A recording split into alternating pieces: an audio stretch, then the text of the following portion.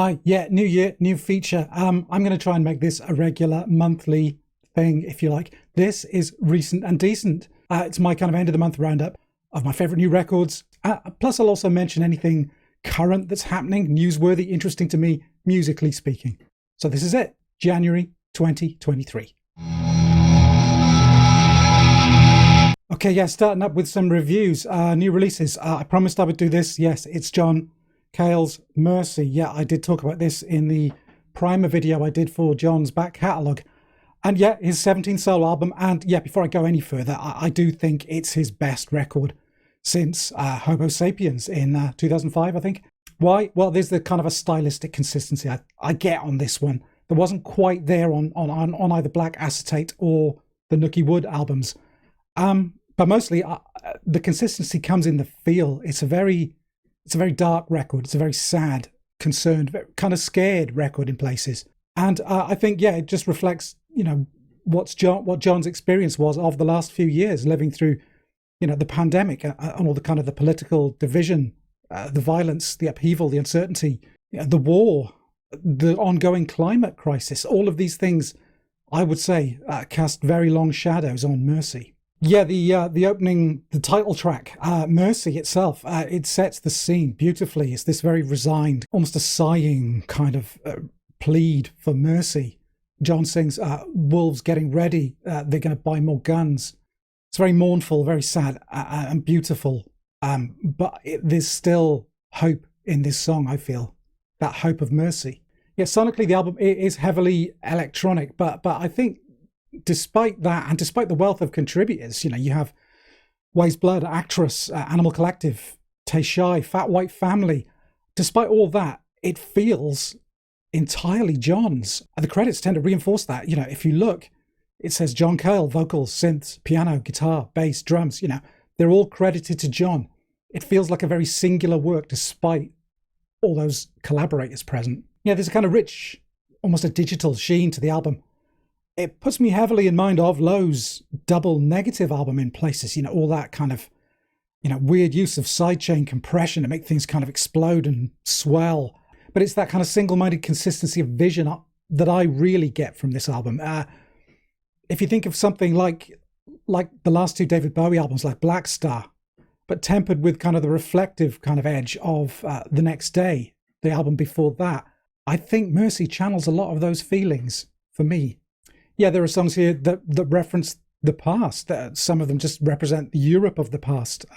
Tracks like Time Stands Still, but also a lot of the friends and people that John has worked with over the years. There's a song on here for Nico called Moonstruck, and Bowie himself. The kind of the nighttime New York City adventures that John and David used to enjoy feature heavily in Night Crawling. And yeah, kind of production-wise, the obvious love that John has for like modern hip hop techniques, studio stuff, it's there, but it never feels like he's going hip hop. Whatever sound cues he's taking, he always manages to somehow bend it to his songwriting style, to his compositional style. A track like Marilyn Monroe's Legs, Beauty Elsewhere, I think demonstrates that perfectly. Rather than sounding like a hip hop record, it's disorienting, it's cut up, it's like a collage.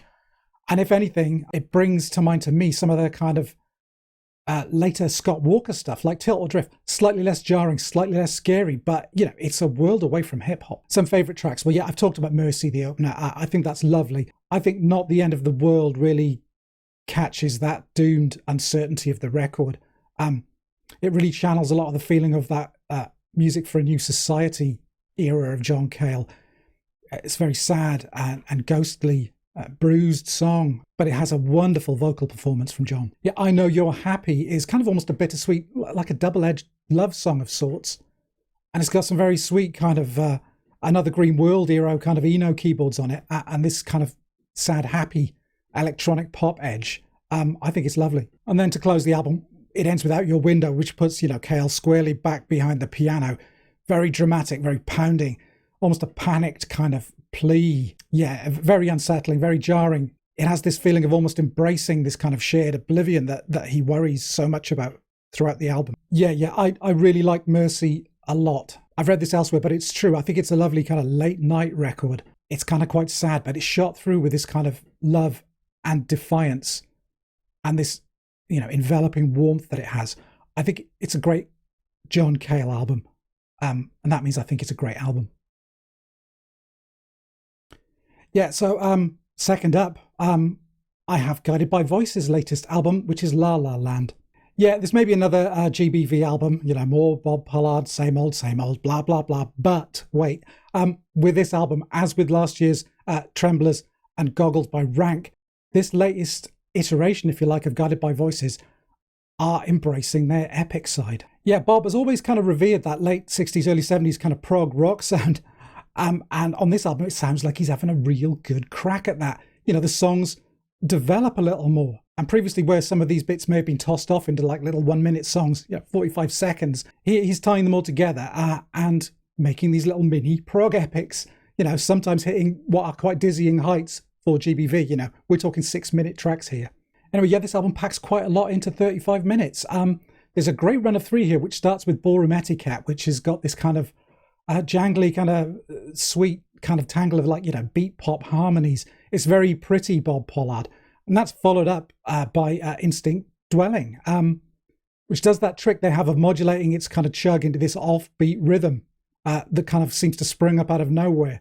And it finally kind of coalesces into this kind of mini anthem by the song's close.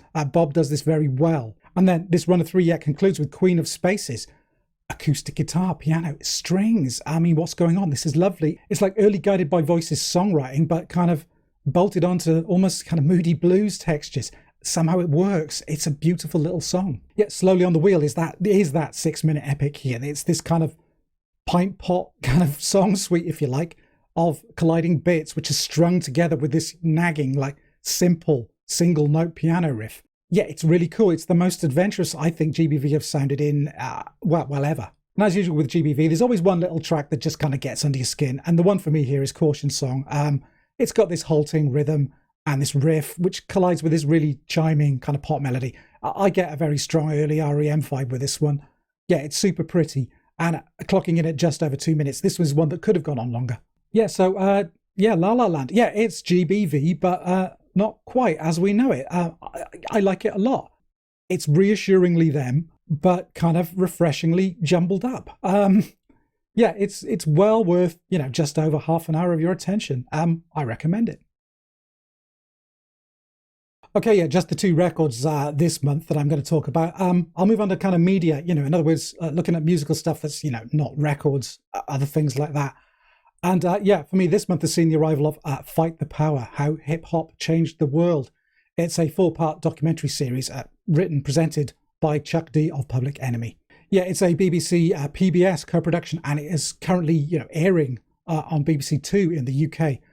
I believe it premieres in the US tonight. That would be the 31st of January. So I'd urge you to seek it out when you can. Yeah, I've watched the first 2 episodes so far, and it is excellent stuff. Highly recommended. It very, very heavily and very skillfully intertwines the story of hip-hop with the political and social issues of the days surrounding its emergence and its evolution. Now, seriously, you really can't afford to miss this one.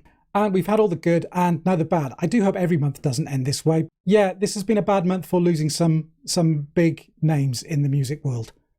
We've lost David Crosby, Jeff Beck, and Barrett Strong from that kind of older generation, big guitar heroes, big kind of Motown songwriters. Again, earlier in this month, we lost Alan Rankin of the Associates, aged only 64, and also Van Connor of the Screaming Trees, aged only 55. So sad losses, one and all, but of course, most recently, the one that I really have to spend a little longer talking about, and that's Tom Verlaine of Television.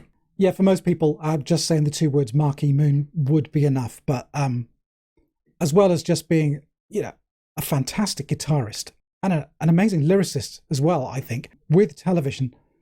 He had a very, very interesting solo career. There's lots in there that anyone can dig into. Yeah, if I were to recommend one from that period, I've got a real soft spot for Flashlight from about 1987. Yeah, it's got a very, clean, cool 80s guitar sound, but I think Tom's songwriting on that one was at the top of his game. Yeah, I'll try and add a link below to what was published today by Patti Smith in the New Yorker. It's basically an obituary, but don't treat it as that. It's just a wonderful little piece of writing and a very touching piece of writing about Tom Verlaine. So on that note, yeah, we'll leave it for January. I've just got in before the end of the month. So I'll see how this goes. And yeah, we could make this a regular end of month feature. Please comment below if you think it's a good idea. Likes, subscriptions, always welcome as ever. But most of all, thanks very much for watching. Take care and bye for now.